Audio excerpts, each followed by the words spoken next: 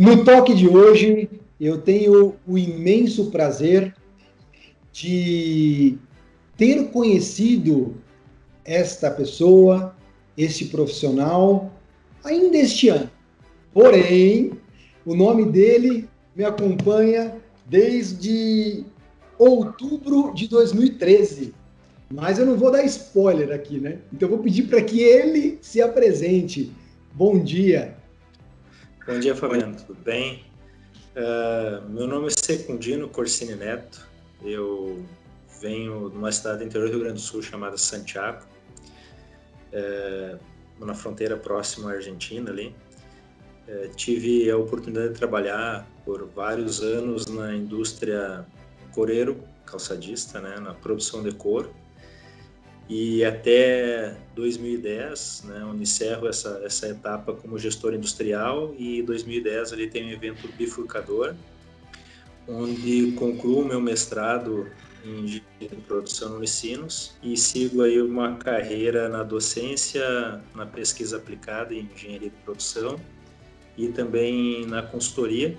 Essa caminhada tem um novo evento bifurcador no ano de 2015, onde sou convidado a trabalhar numa empresa aqui em São Paulo, na JBS, eu encerro aquele ciclo na consultoria, no grupo de pesquisa, na docência, e começo a trilhar um novo caminho aí na gestão industrial corporativa da divisão couros da JBS, né? Retorno a minhas origens aí na produção do couro, e estamos aqui hoje, juntos aí nessa conversa. Excelente, Secundino, bacana. E, Secundino, quando foi e como foi em que você começou a sua jornada bastante, digamos, bastante sólida na teoria das restrições, Secundino? Fabiano, tem um momento na graduação, eu terminei minha graduação em 99, então creio que lá por 96, por aí, não vou precisar bem o ano, assim, nós lemos o livro na aula lá de administração, sou graduado em administração, A Meta. Confesso que no momento a leitura foi muito mais no sentido do conteúdo, de uma história que você tinha curiosidade para saber o fim da história. Isso não me tocou, foi mais uma leitura e aquilo ficou guardado lá. No mestrado, ali eu fiz o mestrado entre 2008 e 2010, numa das disciplinas, nós tínhamos que ir de novo, tínhamos que ler, fazer a leitura e a apresentação, né, do conteúdo do livro A Meta.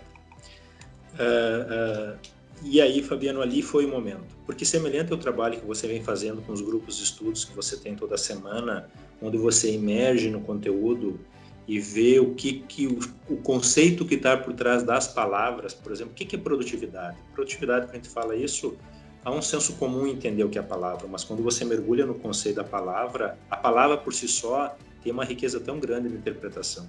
Então foi no mestrado, Fabiano, quando aí sim, não a leitura, mas o estudo do livro, A Meta, ali, aí a cabeça ali foi esse contato.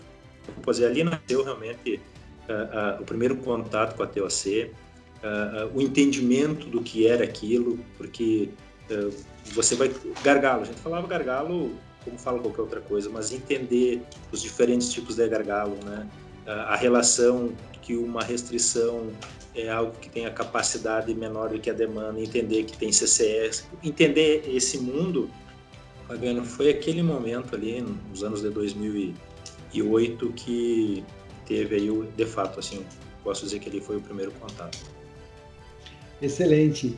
E, Secundino, ao longo dessa sua trajetória, dessa imersão na teoria das restrições, qual foi o momento em que você deu aquele clique que você falou, uau, isso aí é TOC? Quando foi, Secundino? Eu tive algumas felicidades na minha vida, né? E pessoas especiais, eu tive a oportunidade de trabalhar e conviver.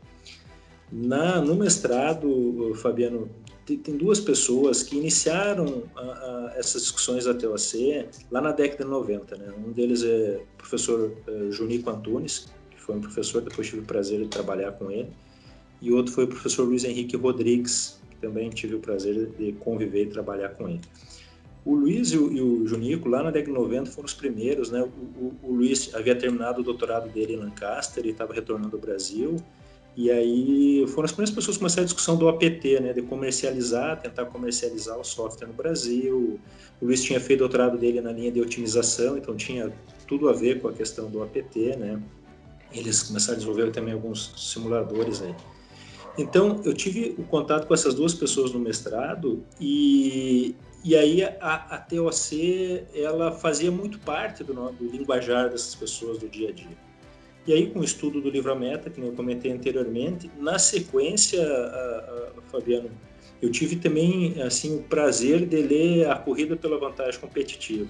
Companheiro, ali, quando eu li a corrida, aí as coisas fecharam. Aí esse clique que você fala, entendeu? Porque a corrida, ela complementa o livro A Meta, traz mais alguns detalhes. Aí você vê TPC, tambor, pulmão e corda, né? Aí você vê a questão dos indicadores locais e globais, um detalhamento maior do que assim, do que tem na Meta. Ali, quando eu li a corrida, Fabiano, gestão dos pulmões, eu digo, caramba, isso é um corpo, algo muito mais amplo. E aí começou, eu acho que deve acontecer com várias pessoas, quando você se interessa por um tema, você procura saber o máximo possível sobre aquele tema, né? E aí vem uma sequência de leituras, né? A Síndrome do Palheiro, para ver toda essa questão dos indicadores da informação. Aí vem, na época que eu li, chamava Mais Que Sorte, que depois vem para Não É Sorte, né? E aí começou uma escalada nas obras, e aí cada vez eram várias portas, né? Como você fala, cada livro desses que você lia, ele te abriu uma porta, seja para o processo de pensamento, e isso começa a te trazer um entendimento do tamanho que é a TOC. E realmente é algo amplo, algo que depois que você mergulha, você começa a ver a sua vida a partir do novo prisma, né? E atuar assim. Então, esse foi o momento que deu o clique. E depois, quando eu terminei o mestrado em 2010, eu tive a felicidade de ser selecionado no processo seletivo para ser professor na Unicinos, onde eu fiz o mestrado, na engenharia de produção. E, para minha sorte, eu recebi 2 disciplinas para ministrar com a turma, que era Gerência de Operações 1 e 2. Numa delas, nós falávamos sobre sistema atual da produção. Então, assim, o mestrado já viu bastante sobre sistema atual da produção, mas ali eu tive que emergir bem mais para essa questão, por causa da disciplina. E a segunda disciplina era sobre teoria das restrições, né? O enfoque da gerência operacional 2 era a teoria das restrições. E aí, o pouco que eu já havia estudado no mestrado e que eu havia lido, tive que entrar no detalhe do estudo das palavras para organizar a aula, as disciplinas para as discussões com os alunos. Então, assim, foram anos na academia que falávamos no mínimo 2 vezes por semana aí sobre teoria das restrições, no seu espectro mais amplo, né? E também tive o prazer, sendo selecionado na academia, eu acabei me desvinculando da indústria, né? Me desvinculei da empresa onde trabalhava e me dediquei à academia. Aí tive o prazer de trabalhar como consultor com o Junico e trabalhar num grupo de pesquisa aplicada chamado GEMAP, que tinha no Unicinos, também em ambos os casos com teoria das restrições. Então, nós íamos a campo na questão operacional, junto com o Junico, né, juntando teoria das restrições e sistema atual de produção. E com o Luiz Henrique, no grupo de pesquisa, nós trabalhávamos aí mais na parte de planejamento estratégico, usando pensamento sistêmico e planejamento de cenários para fazer planejamento estratégico de grandes empresas, né? E por incrível que pareça, lá, no pensamento sistêmico, uma das etapas, né, do método, existem modelos mentais conflitantes, onde você tem conflito entre os modelos mentais daquelas pessoas que trabalham dentro da organização ou até de atores externos frente à empresa. E como nós fazíamos para resolver ou para esclarecer ou para trazer luz a esses modelos mentais conflitantes, nada melhor do que uma boa evaporação das nuvens, né? Então acabou que dentro do método de planejamento sistêmico, pensamento sistêmico e planejamento de cenários, a TOC entrava em vários momentos com ferramentas ali ajudando a avançar. Então também foram anos assim, Fabiano, muito interessantes, né? Por poder estar semanalmente com os alunos falando sobre TOC, sobre teoria das restrições, por poder estar trabalhando teoria das restrições no campo da operação, por poder estar trabalhando teoria das restrições no campo do planejamento estratégico, e como grupo de pesquisa, um pouco diferencia o consultor, né, daquele pesquisador aplicado. O pesquisador aplicado precisa produzir. Então, aquilo que ele leva para as empresas, o modus operandi é muito parecido com a consultoria, mas aquilo, quando ele leva, ele tem que ter um bom embasamento conceitual, porque vai gerar uma produção acadêmica a partir daquele campo, daquele trabalho, daquele projeto. E aí eu também tive a oportunidade, sim, a felicidade de trabalhar e conhecer o Daniel Lacerda, que era um dos coordenadores junto com o Luiz Henrique de pesquisa, e o Daniel é uma das pessoas que produz bastante sobre teoria das restrições. E o Daniel sempre nos fomentava muito, enquanto grupo de pesquisa, essa produção. E você sabe que para escrever um artigo acadêmico, né, vai ser submetido a periódicos, né, com blind review, você precisa ter um bom embasamento. Então, ao mesmo tempo que você avançava no campo, você tinha que estudar para ter um bom referencial teórico, para embasar o porquê que aquilo que você estava ofertando para as empresas tinha fundamento. Então, assim, foram aí 6, 7 anos, Fabiano, onde a teoria das restrições faz parte do teu cotidiano, né? Não tem uma vasta experiência em aplicação dentro de uma empresa, mas esse trabalho no grupo pesquisa, na consultoria, nas aulas, né, e também na produção, ela ajuda muito a você ter um entendimento, né? E agora, eu vim em 2015 para a JBS, esses últimos 5 anos, a gente tem avançado na velocidade da empresa, é claro, né, a gente tem que respeitar a velocidade da empresa, né, introduzindo essas discussões da TOC dentro do nosso time, né? Inclusive temos colegas que participam junto com você no grupo de estudos, né? E pessoal, esse trabalho que você faz, talvez você não tenha ideia a grandeza que quando termina a discussão com você, os meninos me ligam com a cabeça, Fabiano, cheio de ideias, né? Nós estamos com uma discussão, só você ter assim, de autocontrole, né? Autoinspeção, né? Para tentar sair da amostragem, vir para o trabalho aí da inspeção 100% por quem faz, né? Conectar as pessoas ao produto. E aí, depois de uma reunião com você, um estudo com você, o colega me retornou, você continua aquele trabalho da autoinspeção, nós falamos em ter um gates, né? Que mesmo tem autoinspeção, mas em algum momento tem um gate, passa ou não passa, ou seja, eu vou autoinspecionando por tudo, mas existem alguns pontos da operação que só vai para frente se tá bom, senão...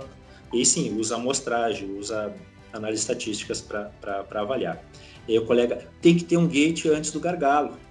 Puxa, mas por que tem que ter um gate antes do gargalo? Claro que imagina se passa no gargalo produtos que não estão bons. Fabiano, parece simples, entendeu? Mas para nós que conhecemos a TOC, quando a pessoa tem que é o que você falou, esse clique, cara, aí entrou nele, entendeu? Aí a lente do óculos dele mudou. Ele não consegue mais ver a realidade com aquela mesma lente, entendeu? O grau de miopia foi corrigido, existem outros, mas aquele foi corrigido e a partir dali as coisas começam a fazer sentido. Eu, enquanto gestor industrial, Fabiano, cometi muitos erros no meio. Muitos erros. Eu hoje, quando olho para o passado, eu teria me demitido em 3 meses, entendeu? Por faltar conhecimento. Eu fiz muita operação rodar em hora extra porque tinha que fazer, entendeu? Tinha que tocar, não podia ver produto parado. E com isso gerava desbalanceamento na fábrica. Eu, como gestor, eu gerava vários desbalanceamentos. Eu estava muito mais preocupado com o balanceamento da capacidade do que o balanceamento do fluxo.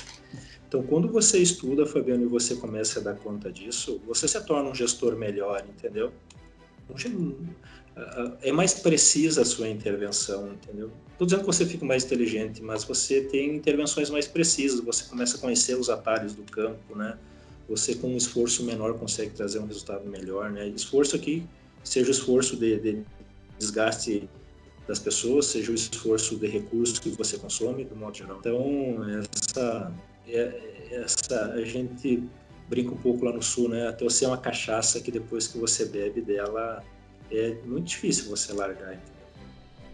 Sem dúvida. Inclusive, que bom que essa nossa conversa tem script, né?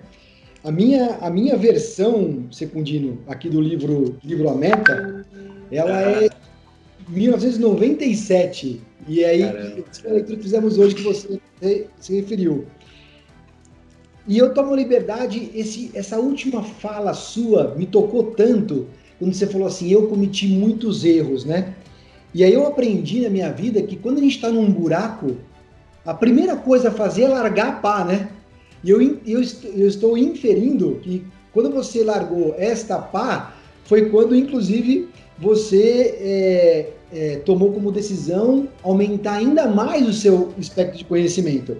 E me referindo aqui na introdução ampliada que vem do L. Goldratt nessa edição, ele fala assim, ó, abre aspas, se eu conseguir este livro mudar de alguma maneira a sua percepção sobre ciência e educação, esta será a minha verdadeira recompensa, fecha aspas. E aí eu vou cometer uma indelicadeza aqui, que a primeira reunião que eu fiz com você deixou bastante claro uma grande preocupação que você tinha e que você tem, que é não dar as respostas para a sua equipe, mas dar caminhos para que eles consigam fazer as perguntas certas, né? Então, coincidência não existe nessa convívio. Quer ver, ó, Fabiano, ó, bebemos da mesma fonte. E aí, assim, tamanho, eu tenho uma coleção, né, uma coleção de livros do Goldratt. E aí é prazer, né? Prazer.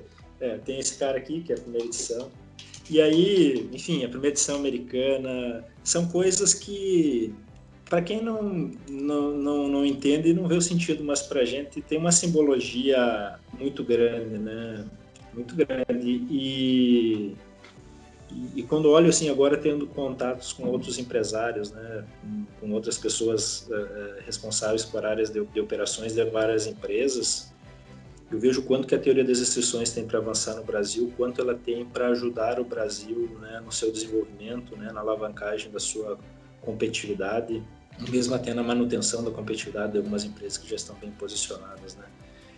Sem dúvida nenhuma, e posso falar pelo pouco que estudei, né, e conheço um pouco isso, e estou no mundo corporativo de novo, sem dúvida nenhuma, Fabiano, é um dos modelos de gestão que mais tem potencial de nos ajudar pela simplicidade, porque ele trata a fábrica pela física da fábrica, ele trata as relações pela física, não são coisas que eu penso, você pensa ou alguém pensa, são coisas que são leis, que uma vez entendidas, vistas, elas não saem mais dos seus olhos, né? Diferente de algumas outras metodologias que são percepções, alguns gestores que desenvolveram alguns métodos que podem dar certo no lugar, podem não dar certo. Quando nós estamos falando de TOC, nós estamos falando de leis físicas, então não é uma questão de interpretação, é uma questão de entender. Uma vez que você entende, ela está lá, não tem como, você não pode negar, você pode não administrar, você pode não tratar, é um papel, uma decisão sua, mas ela está lá. Então, à medida que as pessoas vão tomando conhecimento sobre o TOC, o Brasil melhora em termos empresariais, né? E a tua iniciativa dos grupos de estudo, Fabiano, assim, volto a reforçar, você não imagina o benefício que traz isso, porque você educa as pessoas, né? Você coloca a semente da reflexão, né? Eu compartilhei com um colega responsável pela parte nossa de investimentos aqui, o grupo sobre corrente crítica, né? E ele é uma pessoa que tem pós-graduação em gestão de projetos, e quando comentei com ele sobre isso, a escola não ensinou isso para eles, entendeu? Então, existe um papel da sociedade, que é o seu papel como sociedade, de levar isso, né? Eu tive a sorte de fazer um mestrado numa escola, por exemplo, que é a Unicinos, que tem no mestrado, tem na graduação a teoria das decisões. Fui felizardo por isso, entendeu?